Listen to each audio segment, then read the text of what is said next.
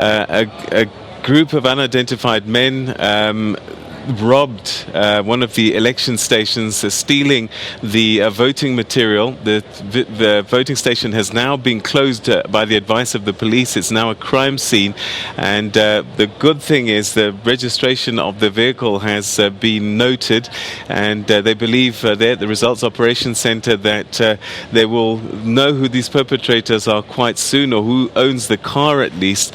But concerns certainly 2 days out before the elections proper, in terms of the majority of people in the area voting, that we're getting a word now that a robbery has taken place of a local voting station where unidentified people stormed this voting station, stole the voting material and disappeared. And we'll keep on top of that story for you and give you more details as it unfolds.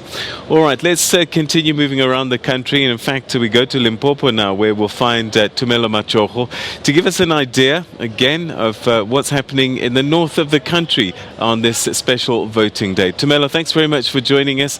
What can you tell us about how special voting is going and the mood in the province ahead of these elections? Well, the mood here in Mpumalanga is of jubilation, because about 85,000 people have registered for the special votes, and some of them have managed to vote today. The IEC is telling us that the voting has went on, they ran on smoothly from the start of this morning, since 9 o'clock this morning. It's only left with about 30 minutes until they close voting station across the country. But here in Mpumalanga, 85,000 registered for the special votes today. But also we have seen a number of protests in Pilgrim's Rest and also in Arcornhoek and Bushbuck Ridge. But to talk to us more about the incident that happened this morning, because we understand some of the polling stations were not being opened this morning, we speak to Sibusiso Nkosi, who is the communication director for the IEC here in Mpumalanga. Mr. Nkosi, just talk to us about the situation in Arcornhoek, Bushbuck Ridge. We understand that 2 voting stations were not open because of the protesting action that has taken place this morning in that area, and then the voting station was not open for the community. Yeah, we had slight challenges in those municipalities, but we hope that with the intervention of community leaders, we'll be able to visit those those voters who were supposed to be visited, and we'll be able to vote, to open our voting stations tomorrow. We had a total of 10 home visits to make, and a total of 34 voting station visits that were supposed to be done today. So it's such a small number, we can be able to do it tomorrow, given a chance.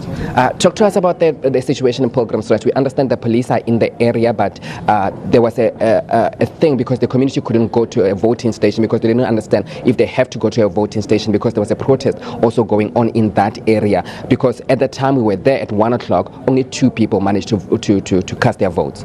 Yeah, you must remember that with voting station visits, it's only a few people who have applied and are expected at the voting station. We had expected a small number of people. If I'm not mistaken, it's a total of 9 people who are supposed to come and vote. So yeah, we hope that tomorrow we'll be able to open the station and all the people can come and vote.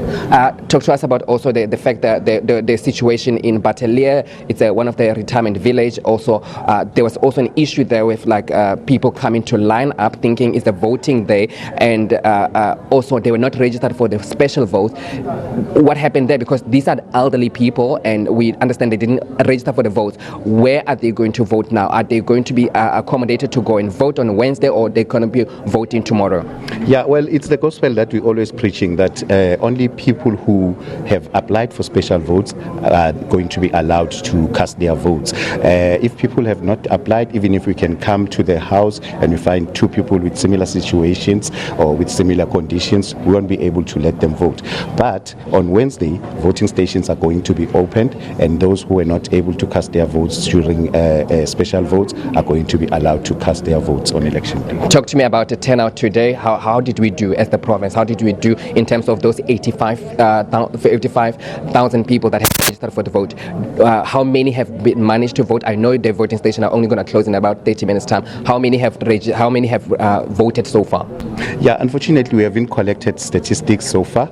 We expect to have to collect them by the end of the day, somewhere around 5:30. Then we can have an idea of how many people turned out to vote. But I must say that a large number of those people were expected to come to the voting station to vote. So yeah, we expected that a huge number turned out, and yeah, we'll only see around 5:30. Thank you so much for speaking to us. That was Sibusiso Nkosi. He is the communication director for the IEC here in Mpumalanga. They say that about 85,000 people have registered to vote, and most of them have already voted today because most of them had to go and visit polling stations. But also there were a number of home visits that were done to retirement villages, to also centers where they care for the people with living with disabilities and also elderly people that are across the province. But also you'd remember that the voting station closes at around 5 o'clock this evening, so they will know the tally and how much they did in terms of people who have voted today. Back to you, Peter. All right, Tumelo, thanks very much indeed. That's Tumelo Machogo in Mpumalanga, giving us a sense of what's happening in that part of the country. We go now to the Western